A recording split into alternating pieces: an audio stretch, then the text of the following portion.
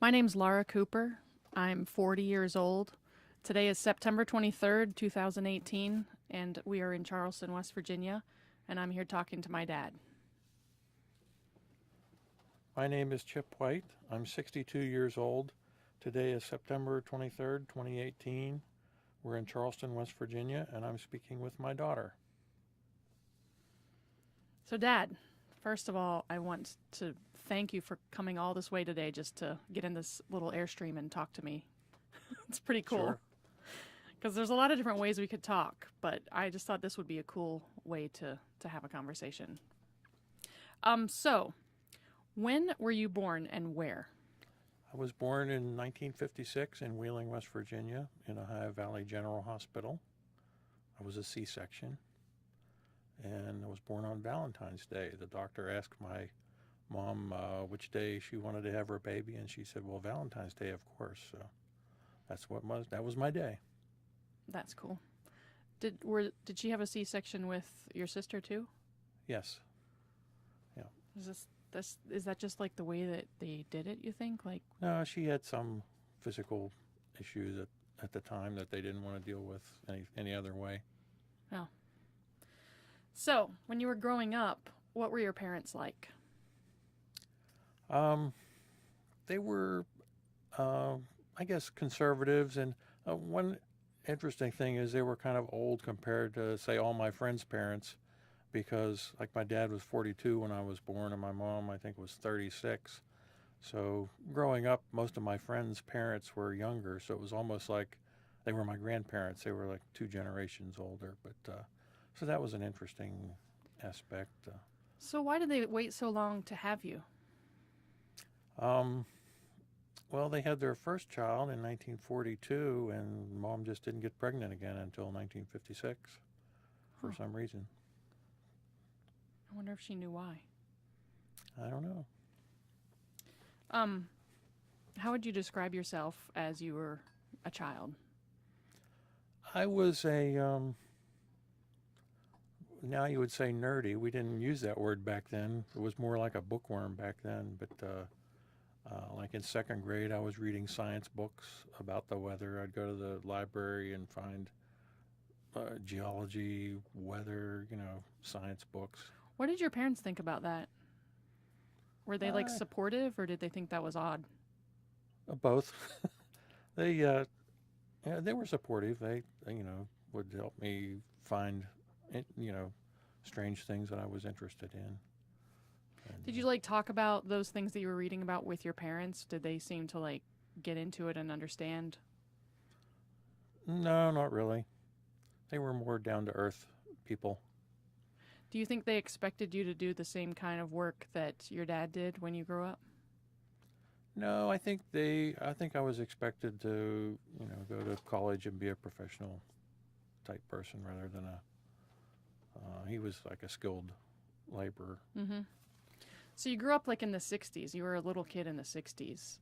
Um, did you watch much TV? I was probably in the TV generation probably started a little before me, but I'm pretty sure that, I watched TV constantly, a lot of it. Black and white, of course. We didn't have a color TV till the late 70s, but I did, watch a lot of TV. And What was your favorite show? I really liked movies, especially like horror movies and sci-fi movies. My favorite like series was probably Bonanza. We watched Bonanza a lot when I was young. How would you describe the perfect day when you were a kid? The perfect day was probably spent outside. Although I watched a lot of TV, I did, spend a lot of time outside. I grew up we had a small farm that was right outside of Wheeling, and 186 acres. So there was some farm work to do, but mostly it was just woods and land. And a perfect day was just being out in the woods, um, hiking around and Would you be looking at. by yourself out there? Sometimes where my friends would come over and we would go out, What did you together. play in the woods? We played Army a lot. We liked to do that, and sometimes I remember one time going out with a friend, and I had my little paleontology golden book, and we were looking for um, fossils, cracking rocks and lifting up rocks, and it had a picture in it of the thing that of the jawbone they found in Africa that was one of the oldest human fossils. And I told John, if you see anything like this, let me know. It's really important. Of course, we didn't find anything like that. We didn't find anything. Did you pretend to find anything? No, no. No, you were looking for the real thing. Yeah. Then when I was a little older, then I got a mini bike when I was, I think, 11. And after that, I didn't much care about anything at all unless it had two wheels and a motor. So that was the main thing after that. Well, on 186 acres, that could really get you around pretty fast. Yeah, yeah. Were you allowed to go on the roads with that? Now, if we were going to go to, one of my friends had a farm that we rode on, but we had to walk our bikes on the city or the county roads over to it. So what was that first motorbike? What was the brand? The first one I had was a little Indian. It was just a tube frame bike with probably a 5 horsepower Briggs and Stratton motor on it. So it was pretty crude. Who made that? Was it made? It was a company that made little Indians. I think they were up in Michigan. There were a lot of companies made those kind of mini bikes then. And Did you wear a helmet on your little? I had a helmet. Did your parents have any problems with that? I mean, maybe they didn't have a problem with you going to the library all the time when you were little, but... They didn't like it, but they could tell I wanted it so bad that they endured. They kind of let you do anything, didn't they? Well, not anything, but they were... When did you get in trouble? One time I got in trouble for tearing we had an old lawnmower, and I took the motor all apart, and there was no way I could get it all back together, and my dad was really mad that I did that. And, he didn't get over that for a long time. What did he use that lawnmower for? Like your lawn? It was an old one that we weren't using anymore, but it was still, he could have probably sold it to somebody for, it did run, but it didn't run after I got done with it. That's funny because I did something really similar to that when I was a kid, except for it wasn't even as industrious as taking a motor apart. I just tore a thing apart that didn't belong to us. Do you remember? No, I'm trying. When we lived but at Canyon? It was an antenna for a roof that me and my friends just bent every single little piece of that aluminum antenna into tiny pieces. And we got in big trouble. That was one of the 2 or 3 times in my life that I got spanked, I think. I'm pretty sure you would have spanked me, not Mom. And we had to pay him back because I thought it was junk, but apparently it wasn't. And we split the cost between me and the other girl, which this was her dad, and I had to pay it back like an allowance or something. Which wow. No, it's I don't kind of remember amazing that. we even had allowance at that time. And I'm not sure how that was working, but yeah, it took a long time to pay it back. And I at the just like that, I thought we didn't need that, and nobody needed that anymore. Wasn't any good. So, what did your dad say to you when you got in trouble? Can you remember like a reason? Like, was it because of the value of the thing? He said cuss words that I hadn't heard him say before, so I knew he was really upset. And then he just left me alone and ignored me after that. But the next day, when he came home from work, he had a knife that he bought me. So he was making up for it. Yeah. So they didn't like to be mad at you. No, no. What's a favorite story of your childhood? Like something maybe that you did with other kids or at school or something.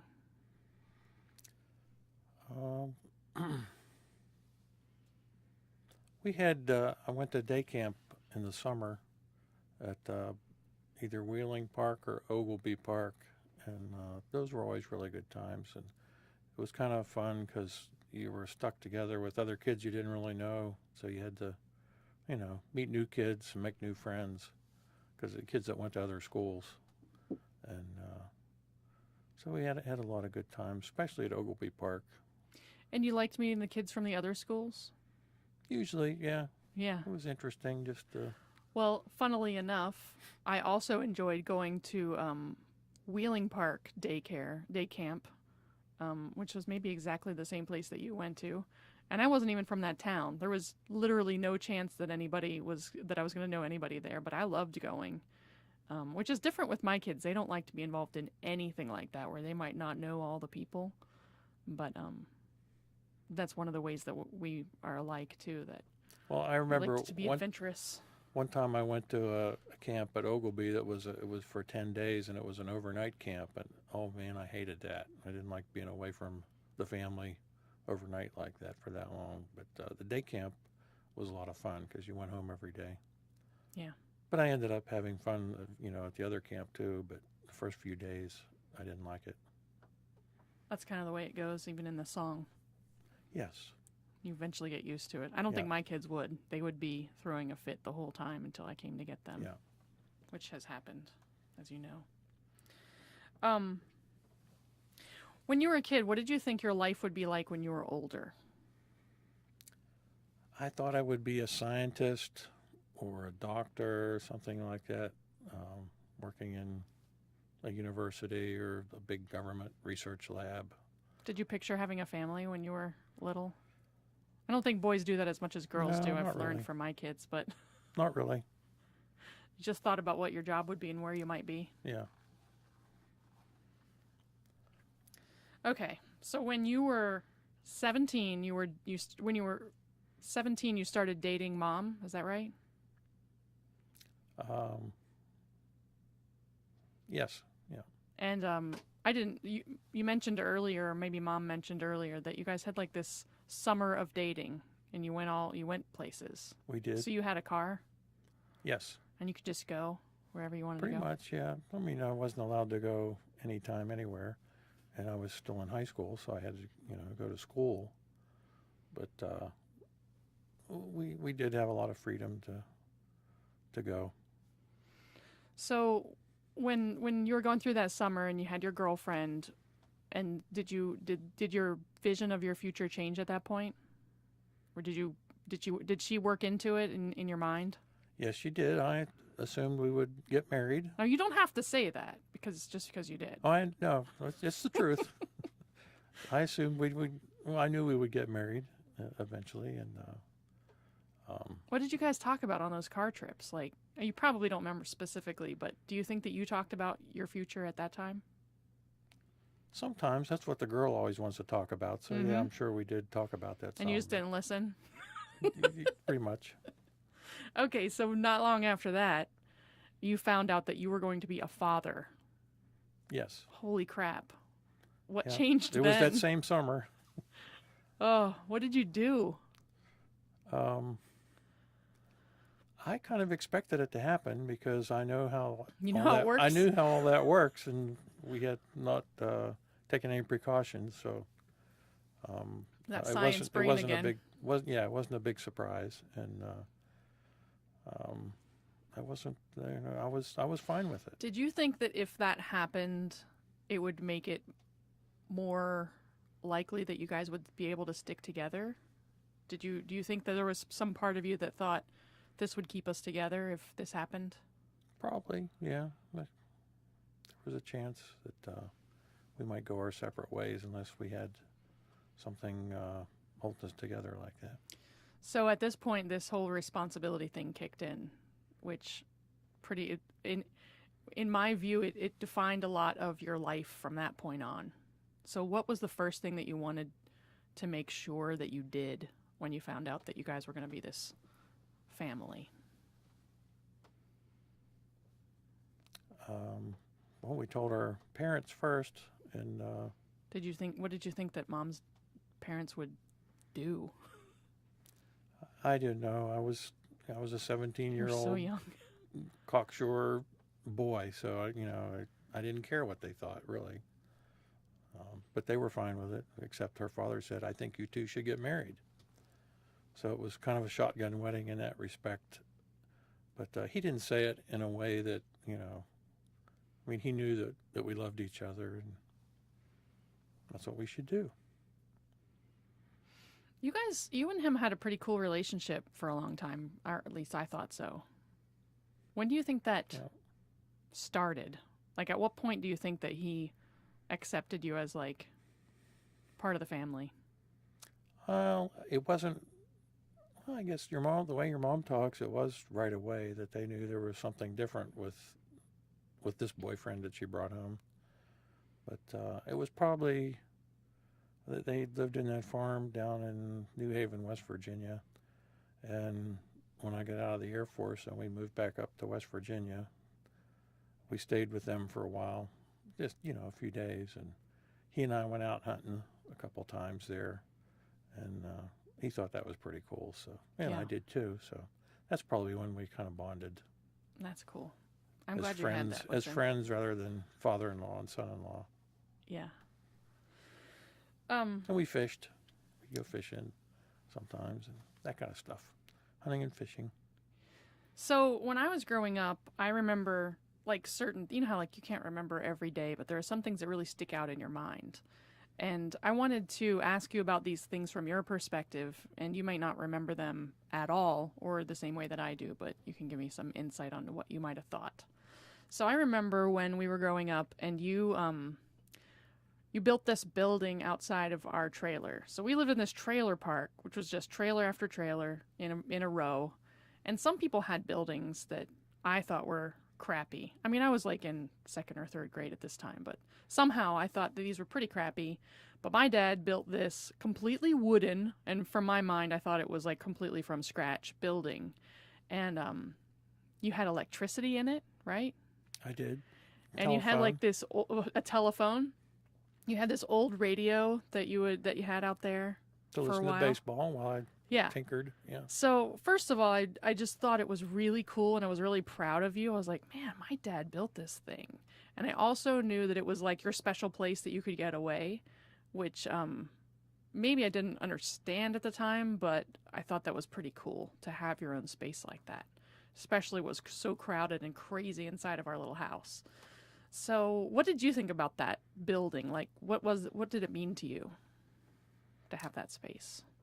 It was a space to get away, but it was also a space just to work on things because I didn't have a workshop. It was a trailer. There was no place to work on a toaster that's malfunctioning or, something like that, or the lawnmower. So then I had a little workshop.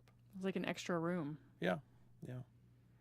It was from scratch. It was a blueprint from Lowe's that just had a list of, all the wood and stuff you needed to buy to build it and instructions how to cut it and build it. Yeah. I thought it was really cool. And I remember you mowing the grass, and you usually didn't have a shirt on, and you were really young. And when you would come in from mowing the grass, you would have a beer, and it was always like a Bush. And to this day, when anyone has a Bush beer and I smell it, I'm like, that's my dad's beer from when I was a kid. It's just so weird. Well, it was cheap. That's why I drank Well, of it. course, yeah. I drink better beer now. Yeah.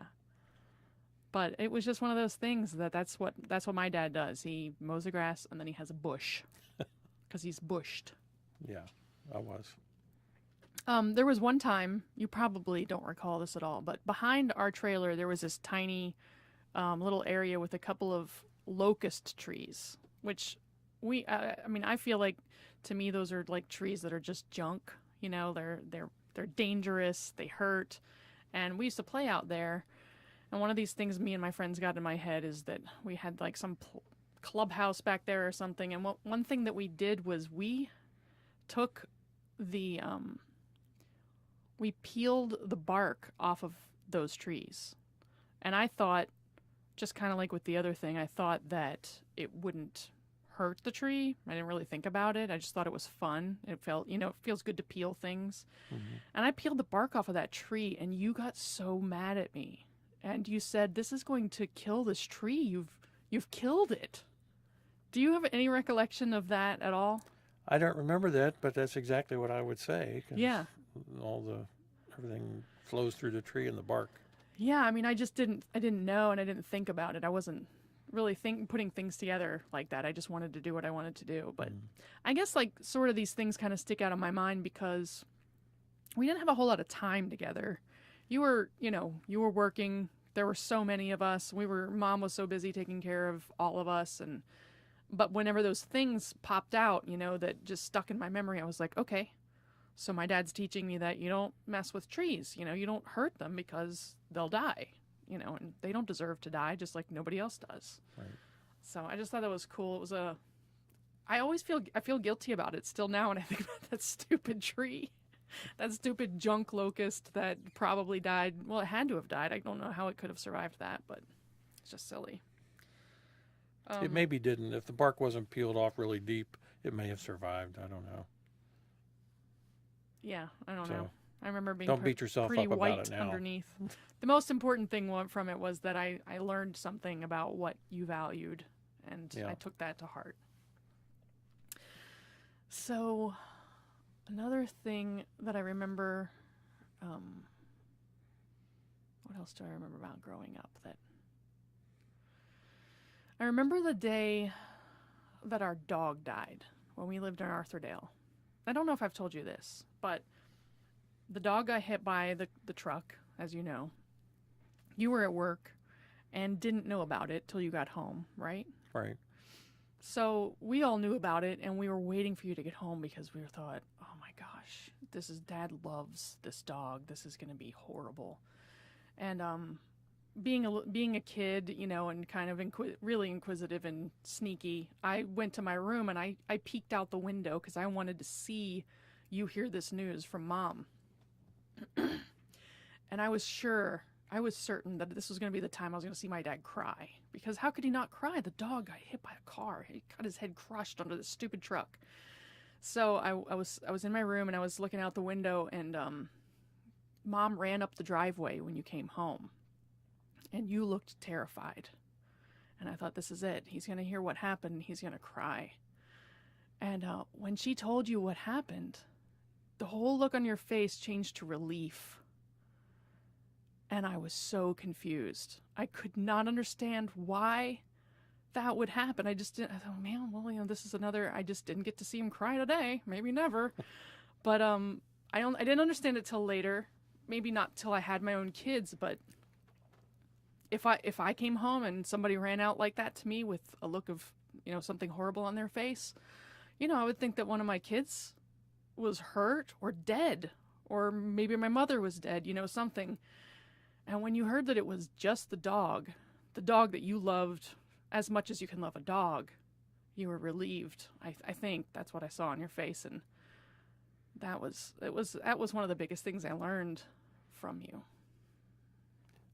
I kind of remember that. I don't remember your mom running up the driveway, but that is how I would react, because I would, be concerned it was something other than the dog, but it wasn't apparently. So I did love the dog, and I was very upset because the dog died. Yeah, and I feel that way about my dogs too. Like, I love them completely, but I also, probably because I learned that from your face that day, I make clear to my kids that I love this dog, yes, but he's nothing compared to you in the way that I love you. And I talk to them about the hamster that way too. I'm like, now the hamster, I like the hamster. I don't even love it. It's going to die, and that'll be okay, and we'll just either get another one or not. But the dog I love. But you, as my kid, that's everything. Yeah. So that was a really cool thing to learn. Which from hamster? You. My hamster now, his name is Walter. Oh, okay. Because we had one when you were a kid, if you'll remember. I came home one day from work and it was dying, and I had to. You crushed its I head. had to help it along, put it out of its misery. People these days are really crazy about pets. They don't even like for me to tell that story, but I'm like, yeah, my hamster, I had it for a long time, and then it was having some kind of disgusting seizure, and my dad just took care of it when he came home, because what else are you going to do? Yeah. But apparently maybe I say these days, but I don't know how many days people have been doing this, but they actually take their hamsters to the vet and put them on like these tiny antibiotics and tiny injections, and I just don't even understand. It's a hamster. Well, different people have different values. They do.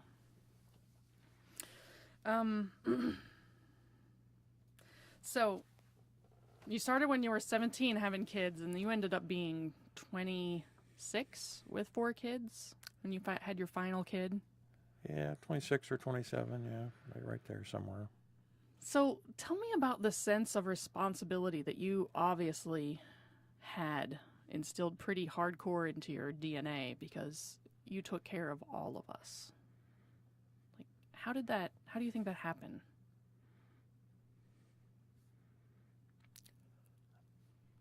I guess it was probably from my upbringing, but at the time that I was experiencing it, I didn't have that overwhelming sense of responsibility. It was just, it was what you do when you're a dad or a husband. You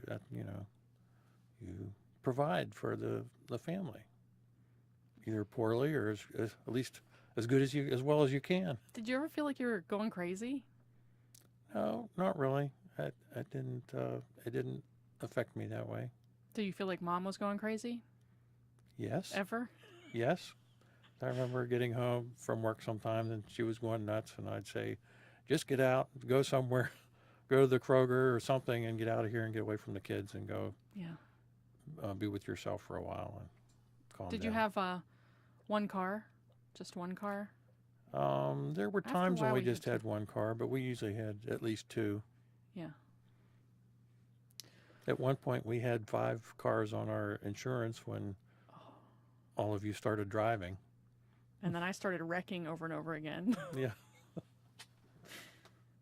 So, we're talking about mom going a little nuts sometimes. Mom is not, she doesn't mince words about telling us now that, geez, there were probably some times back then when I thought maybe I could just leave. Maybe I could just, get away and maybe never come back.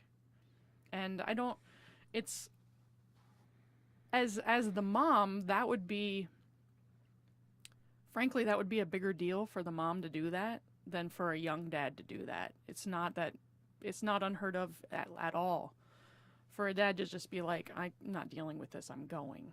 Did you ever think about doing that? Um, Not really. Not. There was a time when your mom and I had not the best relationship, and I think if we hadn't had kids, I probably would have left. But I stayed because we had kids. Because I hate the thought of when parents break up. Yeah. I remember when I met Brian and his parents were together and seemed to be still very much in love, and my parents had the same situation. That I thought we're really lucky because we have this history. Both of us have this history, and I wouldn't feel nearly as comfortable marrying somebody that came from parents who weren't together, which I know is kind of prejudice, but I was just really grateful that we both had that because it's just not always easy. It's not always easy every day. Sometimes it's not easy in a given year, to Right. be together because it just doesn't. Sometimes it's not great, but you just keep doing it. And you keep doing it because you share so much of your life together that it's more worth it than going off and Oh yeah. losing that. Well, keep doing it because it gets better and better. Yeah. I very much look forward to that day when we're where you guys are now and you have a lot more freedom. I mean, you just had so little freedom for so long. I'm really grateful that you guys stuck it out with us. we were Well, we were a lot to handle. I just can't even imagine. And somehow heroically you both got us out of that trailer situation to this house, like a real house with a real yard and on these perfect little streets where we could ride our bikes like all day long if we wanted to, which I'm sure we didn't do enough for your liking. When you come home from work and you've been there all day and your kids aren't enjoying the outdoors like you remember doing when they have the freedom to do that, then it's not right. the best. But we're very grateful that you did that you stuck together, and that you seemed to be in love the whole time. Well, the pleasure was all mine. Oh. Well, do you have any specific questions you want to ask to me? Looks like we have 10 minutes left. I can't think of any at the moment. I think we've anything that I had hanging out there, I was gonna. You've already talked about, so. Um,